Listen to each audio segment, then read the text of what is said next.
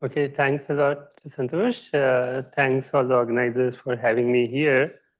Uh, so, uh, uh, so I am supposed to talk and give some sort of an overview about jet physics. It's a vast field, so uh, I can't really give a broad overview. I'll talk about 3 or 4 topics from some basic ideas to some phenomenological applications in this talk, and you'll hear more details about the theory in the lectures on the blackboard, so you'll get clarity on these things, and you'll see more detailed phenomenology also in the next a few days. So, so the basic idea uh, when we look at jets is that uh, uh, you have these collimated sets of particles, and then the idea is that they're energetic. So you sort of have this picture in mind that you have energetic partons that you start with, and they then hadronize to give these energetic particles. But this information about this energies, etc., is there. Energies, etc., in the parton shower is there transmitted to the hadrons that you observe. And this can be understood portably, the parton shower.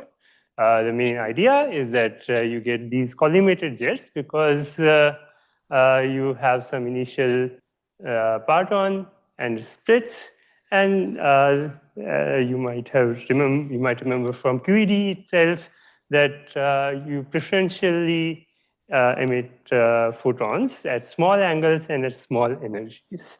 So more specifically, some splitting some splitting function you can write has this form. So as you can see, there's a dk squared by k perp square. That means you prefer small k perp or small angles, and the splitting function in the z direction, in the longitudinal direction. So you carry a fraction z of the total energy, and there's a 1 upon z here, which also tells you that soft particles are more preferentially emitted.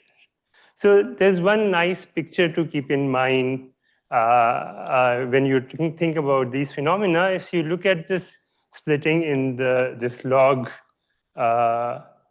k perp or log z in this plane, or if you want, instead of k perp, use the angle.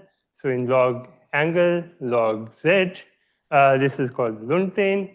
So this helps you visualize what things are happening in the jet. So as you can see, the splitting probability is uniform in this particular plane. So if z times theta is around lambda QCD, maybe 1 GeV or something like that, then you have non-perturbative physics. So this is all small angles, small fractions. So this is small energy. So this is hard to get to. But the partons will live in this region. And as I said, with uniform density in this region, you can't have very large angles. So theta of the order of pi, etc., or a fraction of energy cannot be greater than 1. So there's a kinematic limit which is governed by how much the optionalness of the initial parton is that you started with. Now, when you're looking at a particular observable, let's say some jet substructure, you want to weigh, you want to sample this region, and you want to weigh some parts of it more or some part of it less. So for example, if you're looking at the jet mass, for example, so then that is governed by z times theta squared, because it's just the optionalness of the partons that you have. So that will be some sort of a line in this plane, because I'm taking a log. So some line, this will give you a specific optionalness. Or if you want to get rid of soft particles, then you can put a cut here. So you can say that if the fraction of the energy is smaller than some amount, then you will not consider those particles at all. And all these tricks are used when you look at jet substructures in experiments and theory. Okay.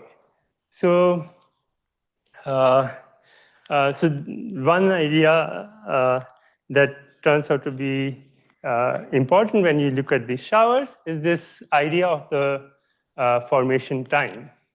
And this will play an important role when we look at medium properties also. But let's say if you're looking at a shower in vacuum, this gives one interesting idea about color flow. The formation time you can estimate. Basically, it's the offshellness of the initial parton. So if it's very offshell, it will radiate quickly, and vice versa. And the idea is that suppose I have two branchings that happen, and the formation time is given by 1 over omega theta squared plus omega by k perp square. If I now consider this versus this, the previous branching that I had, then the question is whether I can resolve this branching as a quark and a gluon, or I just see this as a composite object that's radiating. And the main point is that if the angle of this daughter is wider than the initial, the theta I, then you can't resolve these. And this means that you won't emit a second gluon in a rough sense. So what this means is that when you have a shower of partons, then there's a notion of angular ordering that if you emit a gluon, if it has certain angle theta, then the next gluon is at a smaller angle, and so on and so forth. So this governs the dynamics of parton showers, and you get many, many partons this way, but following this ordering. Okay. So this is sort of the picture that you create a hard parton, it has showered, and then it enters the medium. And as you'll see in much more detail in Soren's lectures, you've already seen that once it enters the medium, it can undergo collisions. So this is sort of the exchange of gluons with the medium that you have seen. And the idea is that this can prompt this parton that you started with to emit further radiation. So that's medium-induced radiation. So you look at these details much more, but maybe I'll give you a qualitative understanding of some of the things that happen. And once again, an important role is played by this formation time, omega by k perp squared that we saw before. So, yeah. Yes, that's absolutely right. So if you do it, if G is not small, then you'll get a quartic vertex also. So this is the leading order. Right. And yeah, so you already looked at this idea of Q hat, the broadening that you get in the transverse direction. Now, this formation time plays a role here in the sense that if the formation time is very large, then these multiple collisions that you obtain will be seen as a single collision, essentially. Whereas if it's very short, then you'll emit a gluon with some probability independently after each collision. So this can be, this gives you different regimes where different kind of physics happens. So if this omega is small, then time of formation is small, then you get a situation where you have independent scatterings. So basically, as your length increases, you'll emit more gluons linearly in L. On the other hand, if omega becomes large, then you don't scatter independently or you don't emit independently. You just see many scatterings together, and therefore the effect is that the emission rate or energy emission rate goes as 1 upon square root of omega. And this is the famous LPM suppression that many of you must have heard about. Finally, if you have even longer coherence lengths, then you'll just see the hard scattering and then coming out of this medium, and then is suppressed even further. So you get these sort of regimes where you see independent scatterings, this LPM region where it's 1 upon square root of omega, and then faster decrease later on. So, so one quick thing that you can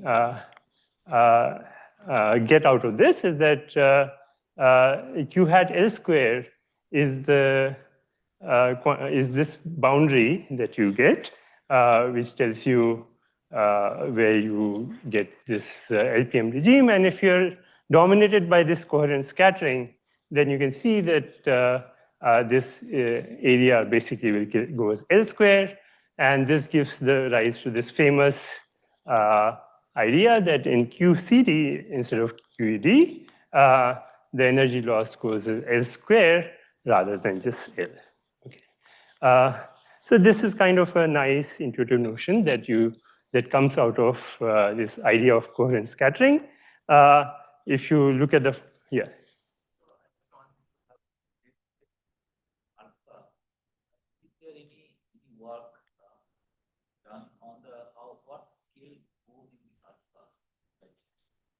Okay, good.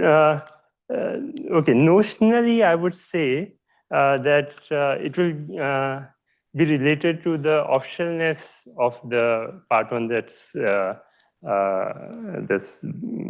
propagating. So it will be given by let's say something like square root of k perp times p. That's the standard idea. So if you say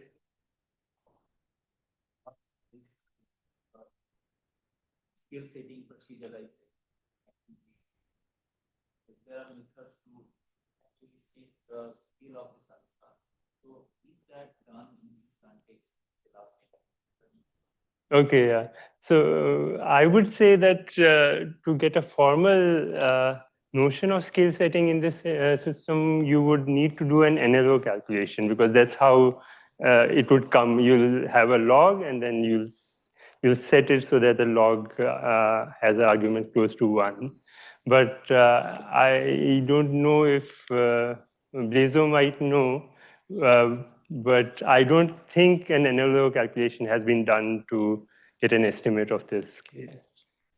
Paul, do you know if something?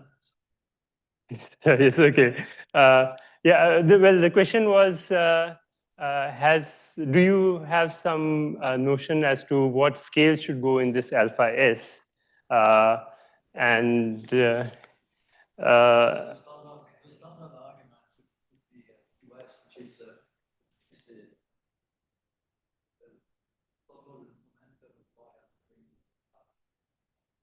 yeah, so that is a small scale. I mean, one argument I've seen is that it's related to the optionalness of the parton. So something like square root of QS times P. And that turns out to be a bit better, but I think you need an NLO calculation to do it, and that's not. Okay, so one implication of this is some very standard notion of energy loss, which leads to suppression. And the idea is fairly simple, that you have a falling spectrum, and if there's energy loss, so you move this way. So therefore, you'll see an RAA which is smaller than 1. Okay, and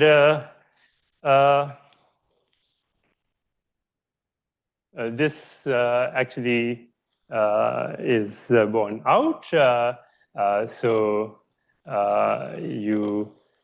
For example, this is data from CMS, and you can see at a very large PT range where you expect perturbation theory to work reasonably well.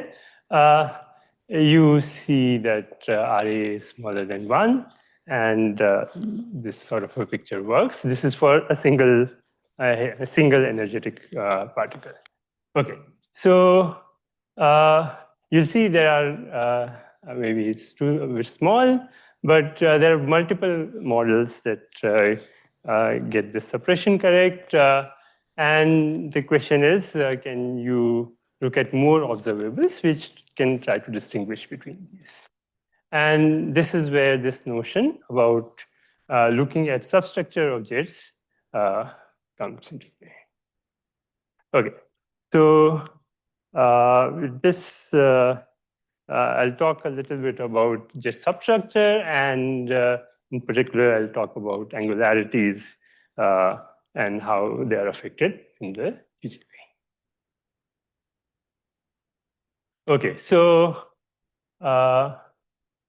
the idea here is that instead of just looking at overall how much energy you lost, you look at the constituents of the jet and try to ask how the momentum is distributed within this jet. So maybe longitudinally and transversely also. So for example, there are one substructure that you can think of is how does the jet fragment, in the sense that, let's say, if you look at a particular jet, and what is the distribution of the longitudinal fraction of energy carried by its constituents. So this is this quantity Z that we looked at before, and the question is how does the distribution of particle look as a function of Z? Similarly, jet shapes have been analyzed. And here, you don't look at just the longitudinal fraction of energy. You make a cone around the jet axis and then try to ask how much energy is carried in this cone. Okay. Jet angularities is another observable. I'll talk more about it. So I won't say much right now. And then more and more interesting observables have been looked at, and maybe I'll say a few words. Okay, so let's consider angularities. So you've already gotten a jet. It has several partons. You define this observable tau, which is given by Zi. So the fraction of the energy carried by the parton. Well, you look when you observe it experimentally, you look at the hadrons that you get. But once again, the idea is that you can calculate things in the partonic level, and then it will translate after hadronization to the actual hadrons. So Z is the fraction of energy carried by the parton. Delta R is the angular separation, including eta and phi. Okay, so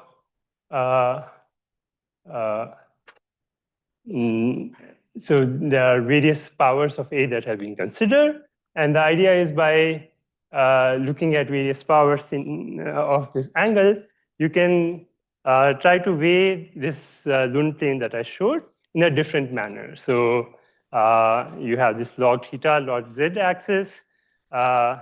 If you want to give more weight to theta, you increase this power.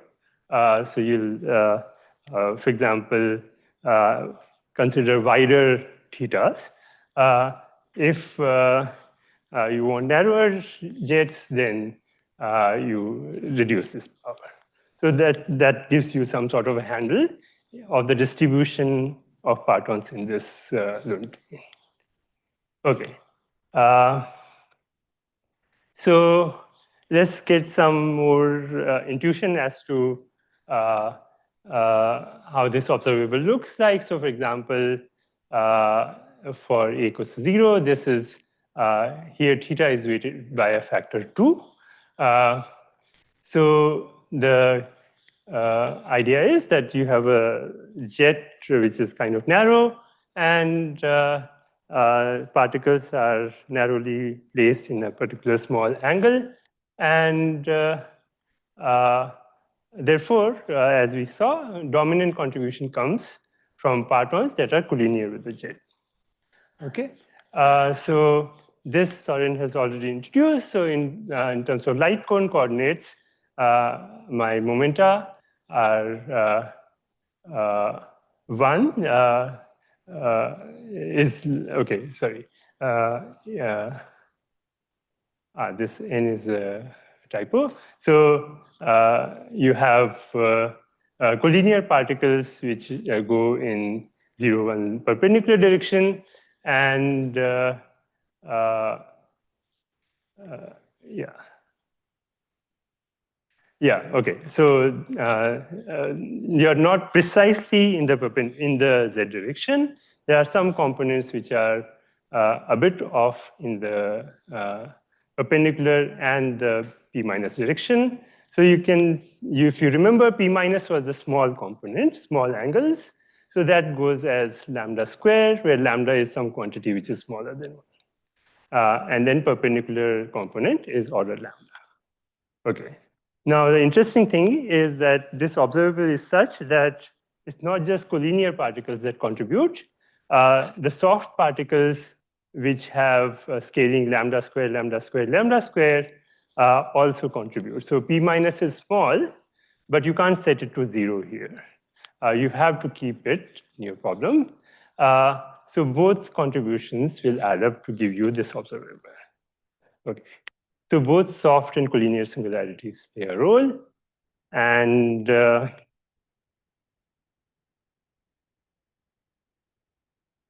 one nice way of looking at this, these scales is if I look at the modes in the p plus p minus plane, then the hard mode is 1, which is governed by the hard collision. So you still have an energetic parton that has started this entire cascade, which has some energy Q. All the components are large. But now you want to create a collimated jet. So the collinear particles, as I said, has scaling lambda 1 lambda square. Once again, lambda is smaller than 1. So this component is small. And this is this lies in this hyperbole. And finally, these soft or ultra soft modes, they lie even less off shell. So they have all components lambda square. So its off shellness is order lambda 4. Okay.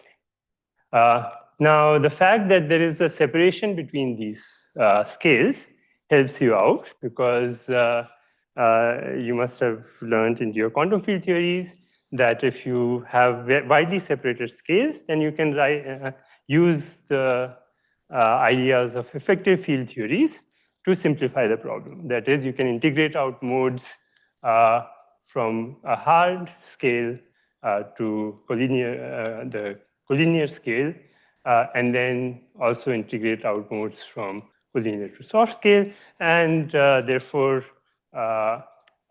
these effective theories can simplify your calculation and factorize.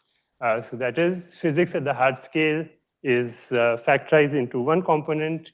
The collinear part physics is factorized into a different component, and the soft is factorized into a third component. So this is basically what happens. So the cross-section then, to get a particular value of tau, angularity, at a given PT and eta, let's say, is given by. So this is the FAFP, the parton distribution functions, which tell you the probability of finding a parton with some fraction x and a fraction xa and xb, and these initial partons come and collide. Okay, so that is the initial state.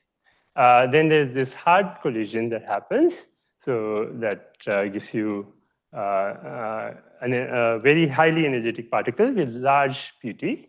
So that that is this piece. Then so the process that we're looking at is first you look at a jet which has a radius r, and then you calculate the angularity of that jet. So, so you first create a jet with radius r, so that gives you hc of r, and now you want to calculate the angularity, and that's where the collinear and the soft pieces come in. So basically, you get a contribution from these collinear pieces and a contribution from these soft pieces. So these two give you the full angularity. Okay.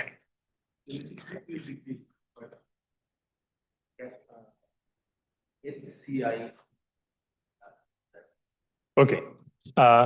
Good. Okay. So if I was just calculating the probability, the distribution for getting jets of radius r and PTP, then what I would have, the factorization I would have gotten obtained was basically I factorize into the hard part, and this after the hard collision, I should have I should select processes where I get a jet with radius r. So all the cases where there is an emission which takes me out of this radiation r should be excluded. So this just tells you that till this stage, it's just telling me that I get a jet with PTP and radius r. But now what we observe is first get the jet and then calculate angularity on top of that jet. So then what I further factorize is once I obtain the jet, within the jet, I have this collinear particles as well as soft particles which contribute to my angularity.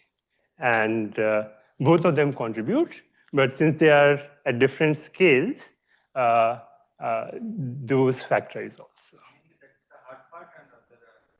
Yeah, so the hard is coming. So that's the thing. So this is a multi-scale problem. So hardness has multiple scales.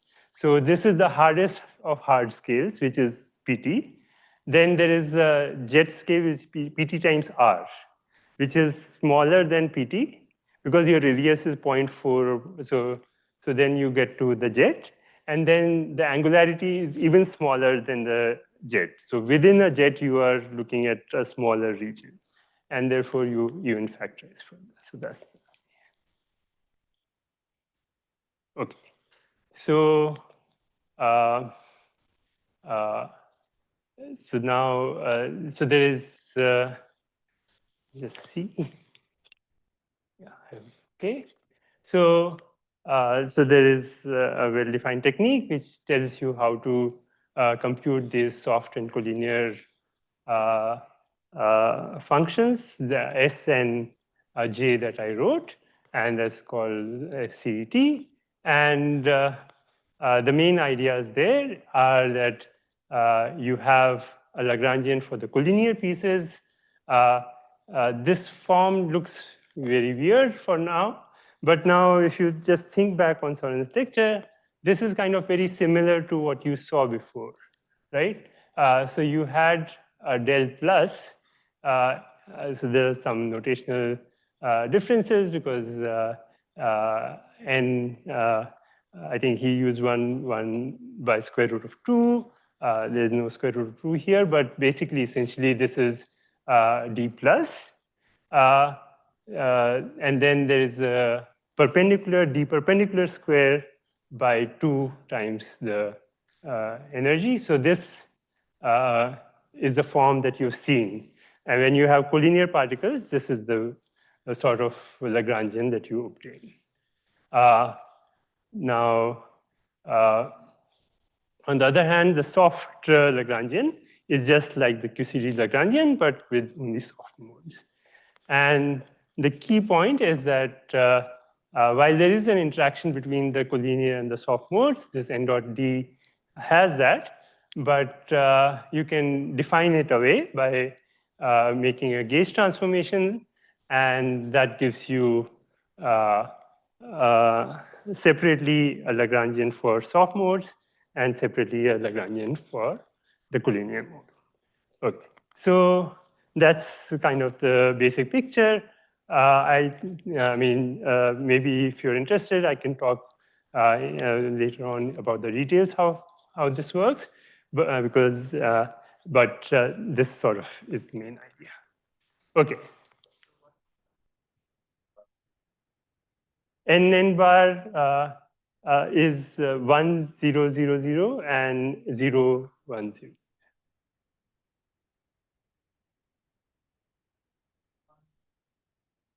Sorry, 1. Yeah. Right. Yeah. And n square is right. N square is.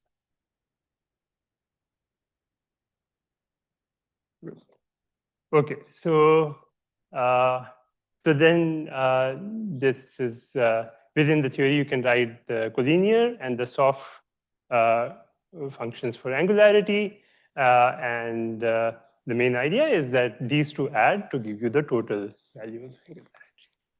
Okay, so there's just one more step that you have to do, which is kind of related to Nihar's question before.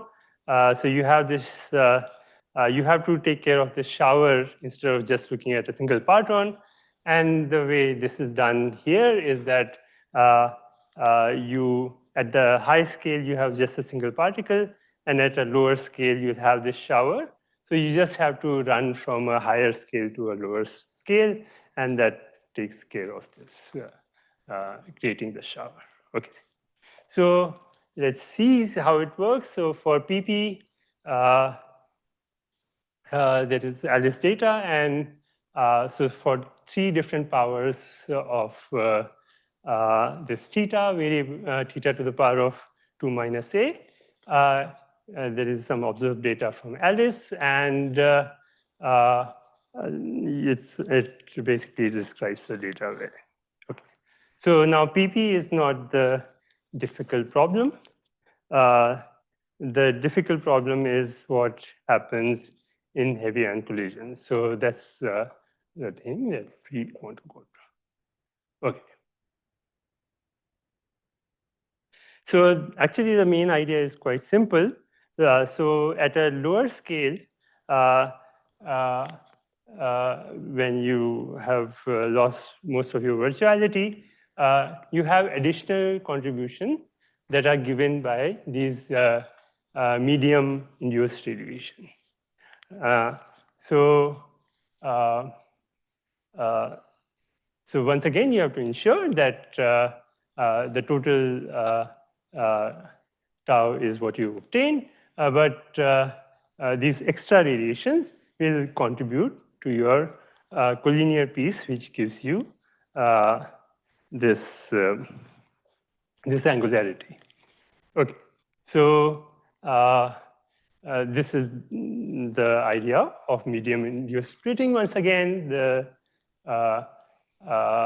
splitting functions now that you have to use, you just have to use it both differential in the variable x, the fraction of the energy that you're carrying, as well as the transfers, because both informations are there in your observable.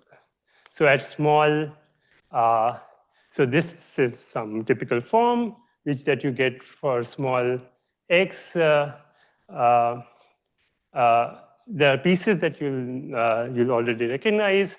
This 1 over q square plus mg square, which is the leading order kind of picture for scattering with the thermal medium, gives you a prefactor in the probability. And then there are these phase factors, which is related to the coherence, LPM kind of coherence that I mentioned before.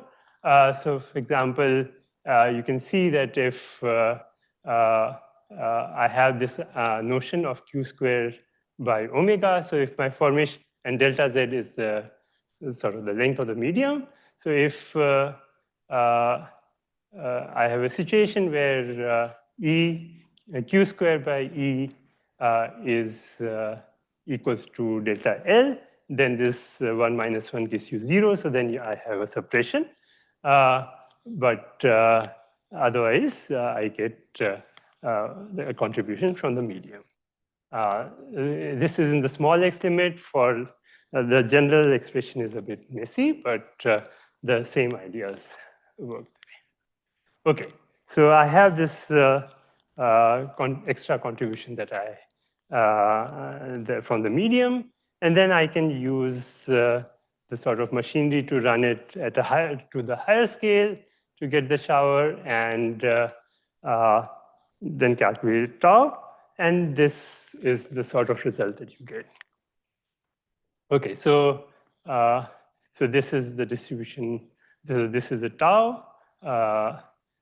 This is the normalized distribution, and so you get this value for pp. You get this sort of a form for lead-lead. The band of error sort of is what we obtain if we take the renormalization scale from pt by 2 to 2 times pt. If you just look at it as such, you'll see that within the band of uncertainty, basically they overlap. But maybe a few more comments. I'll make a comment about that. But before going there, a few comments that this is for a specific PT interval for r equals to 0.4 and centrality of 0 to 10. So most central collisions. Okay, so yeah, so now the thing that you have to do is for a given renormalization scale, calculate the ratio. If you do that, then it looks a bit better. You can see a difference between the lead and PP observable, and the form that you get for the ratio is something like this. Basically, the idea is that at small angles, the lead distribution is enhanced.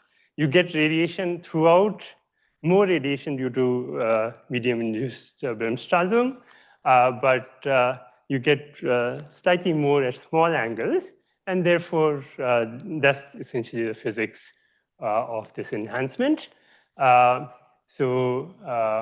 For different values of this power, you get slightly different shapes, and that's basically how it looks like the modification due to this medium. Okay, so actually there have been preliminary measurements of this observable.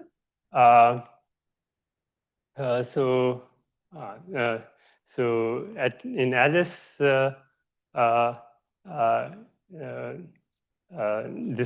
this has been observed.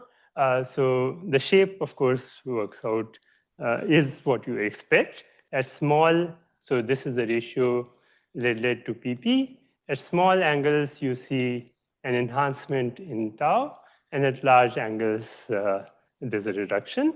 And the trend with this power alpha is also what you expect. But of course, you don't get all the details right. You can see that this plot only goes up to 2, while I've cut off this plot here, but our increase at small tau is much sharper. Okay. So alpha is same as the A that you... So alpha is 2 minus A.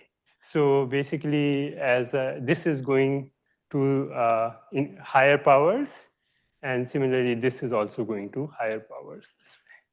So alpha is increasing. So those trends we capture, but the details, of course, are difficult to get, especially for small value of the angularity. Okay. So there are. So I think there's one thing that I'd like to say here. Small angularities, as we saw, will correspond to small angles. And now if we go back to the Lund diagram that we saw, small angles now come into the non-perturbative region. So this is the region where we expect a lot of non-perturbative contributions. And this will happen for most jet substructure observables that you try to compute. You get, so far I've been talking in terms of partons flowing in the medium, and then you try to calculate the observable, and then try to compare with data. But there are regions in space where really it's not just partons moving to the medium that play an important role, but the hadronization also does. Okay, so there is one interesting development that that has happened over some years, which is looking at one more class of observables where this sort of a separation, this effect of hadronization sort of separates into different kinematic regimes.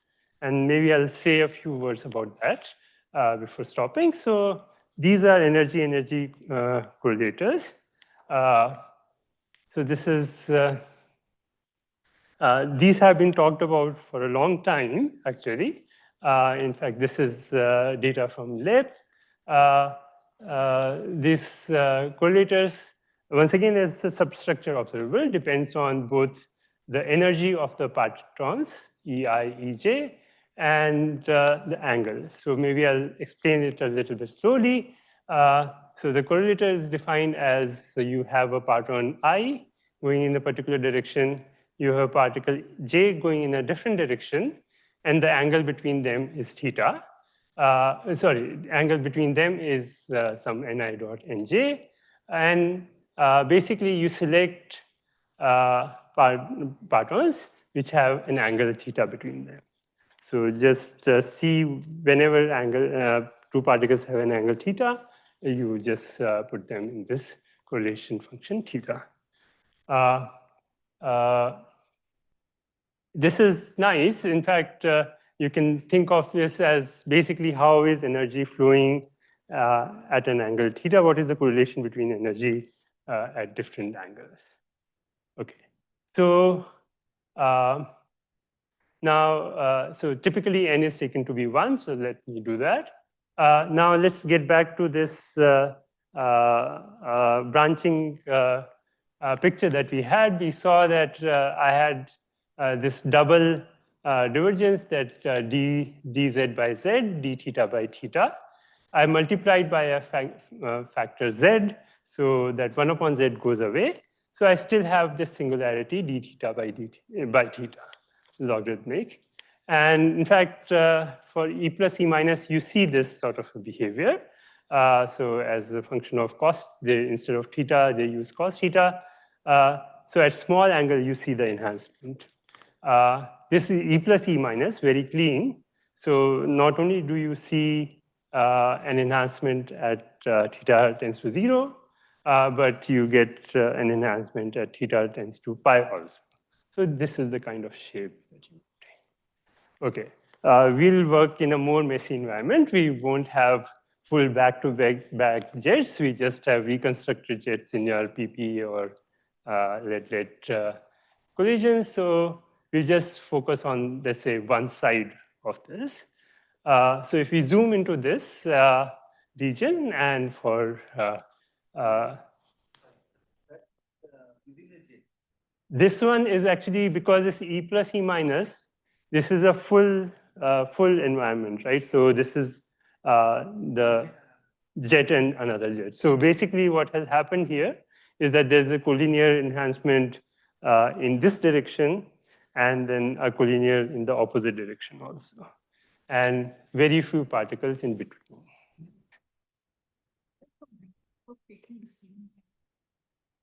Are there some people that are in the demo? The issue.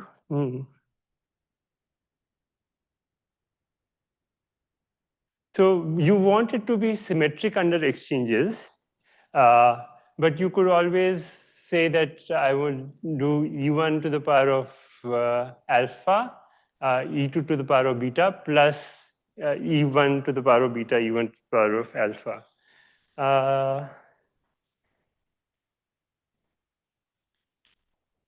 I don't see any reason why you can't do it, but you like to have a symmetric kind of a structure.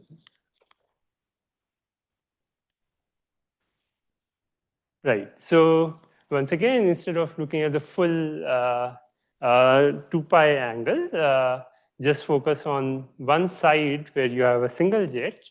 Then it looks like this. So now, if I just narrowly focused on this region, I would have expected something like this. So instead of cos theta, I go to theta. So it will go in this direction now. So what I would have expected is something which just falls. So this got cut off, sorry. This is the correlator as function of delta r. Delta r is essentially theta. So so this is theta tending to 0. Theta finite, and this is theta tending to 0. So what this is log scale. So what I expected would be something like this falling curve. But what I actually see is a curve that comes this way. So what is this physics? So the idea here is that if theta becomes very small, then of course I'm no longer in the perturbative region, and then basically this is governed by non-perturbative physics, and one can actually argue about this shape, but the key idea is if I'm this observable has this nice feature that the perturbative region separates from the non-perturbative region, which was a little bit more tricky for like angularities, etc. So this is people like to study this, and there has been some nice work. Yeah.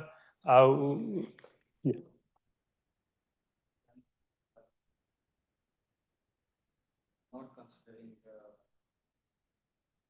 Yes. That is the idea, exactly. So that's one of the key ideas for looking at this observable. So this, I think this is partonic level. I'll have to check. So this study was in a simplified calculation, looking at just this falling piece.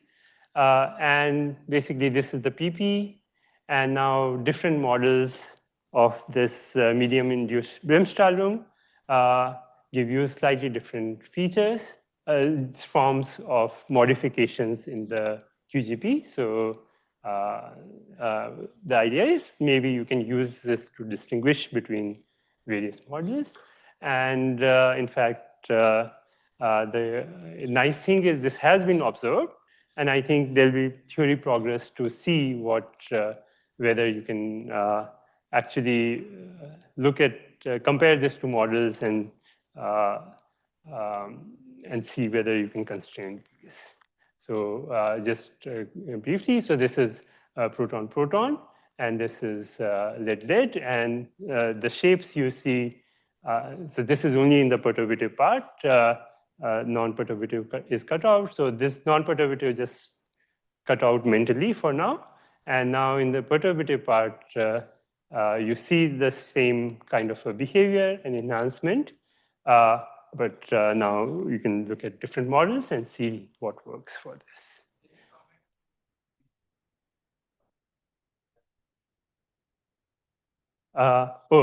Okay. So the idea is that you have it's basically hadrons. You've gotten hadrons, and the idea is that if you have lots and lots of very low energetic hadrons at that point, then you can say that all angles are uniformly distributed. Okay, so all PTs are uniformly distributed more specifically. So what you'll see is that you'll get a behavior which is theta times just a radius factor if you want. So it will increase with theta essentially. So that's the kind of behavior. You'll get a increasing function with 1 power of theta. And yeah. And this fall is just the collinear enhancement. So collinear tells you that small angles are populated. So you very nicely get this shape and separates. Okay, so that's basically what I wanted to say. So the idea is that jet substructure is an interesting jet substructure observables are interesting because they can try to help us understand finer properties of jet dynamics, and angularities show some nice behavior, and other observables should be considered. Okay, thanks.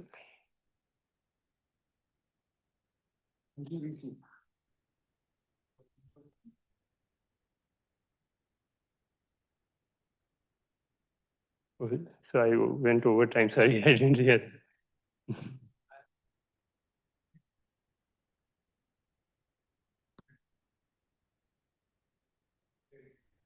32 and 30. Okay. Yeah, so unfortunately this got cut out. So basically,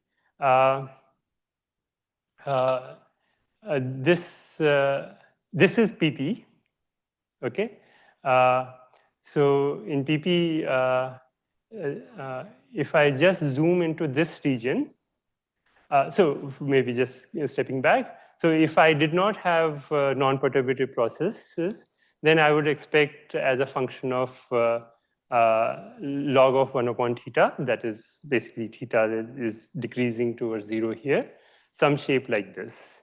So in fact, 1 upon theta is what I will get, right? So it will blow up, but like non-perturbative effects control that. Now, if I just focus on this half of this and look at it, so in PP, you get some behavior like this. But now in medium, it will be modified. And the idea is that, yeah, you calculate the modification due to the medium. And these solid lines are different models for treating this medium-induced radiation, and you see some difference. So y-axis is same for both? Y-axis is the same for both, yeah. And also, why do those models don't match for larger theta? Yeah, that is the idea, right? So good. So different models make different approximations for treating this medium-induced radiation. So one thing, for example, you already seen Søren showed in the talk in the morning. So this is taking the full 1 over md square plus q square whole square kind of a form for gamma Q. So this gives a particular shape. This will have the correct 1/Q4 behavior at large Q. This MS harmonic oscillator is what he called as the harmonic oscillator approximation, where the small q behavior is taken correctly. So you can see that already the difference between the two makes a difference in this observable. And this GLV is yet another approximation. Yeah, and it does not resum a set of, it does not exponentiate this series of various insertions of A, and that has a still different behavior. So the various approximations are made, and this tests these.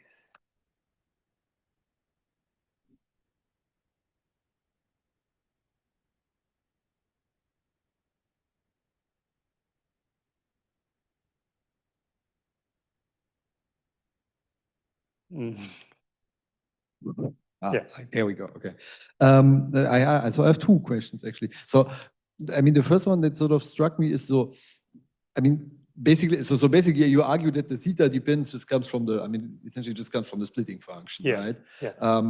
And here in this calculation, this seems to be assumed, right? That you look at the vacuum and then you look in the medium curve and you basically have, I mean, at some large angles, you start to see effects from medium-induced radiation, right? But then if I look at the data, it looks like the slope is completely different. Right, that is a good point. Yeah. Right? Yeah. Is this...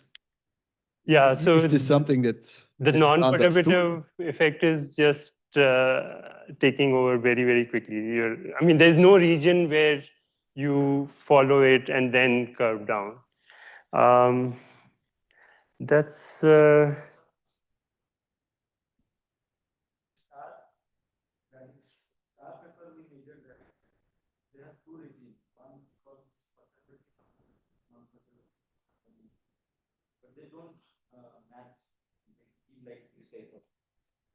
No, I think his question is, why don't you have at least some region where you have, where these two go together and then fall off? And so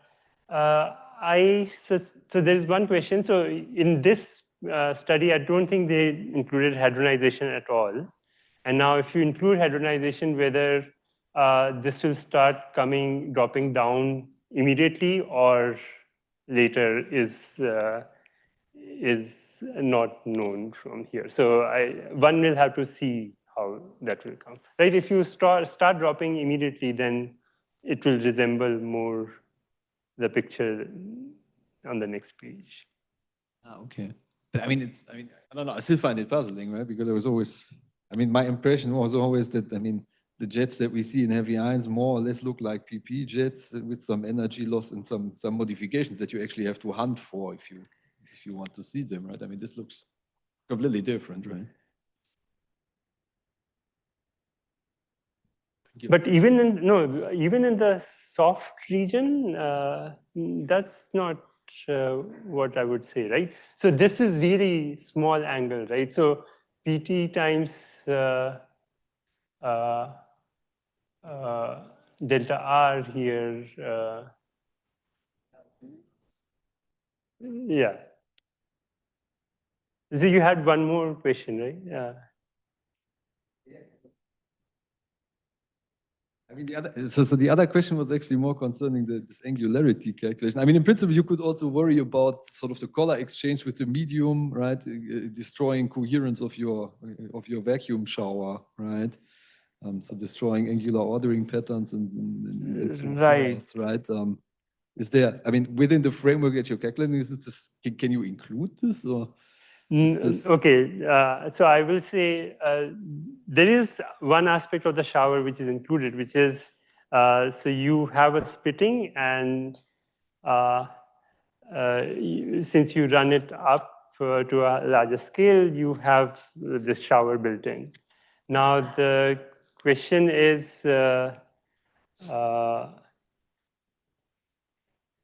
so it's not a full, like a Monte Carlo kind of a shower, right? And is there some aspect of showering which is missing because of that? That I can't really answer. That's a difficult question, I think. Thank you. So, okay, let's thanks then Rishi once again.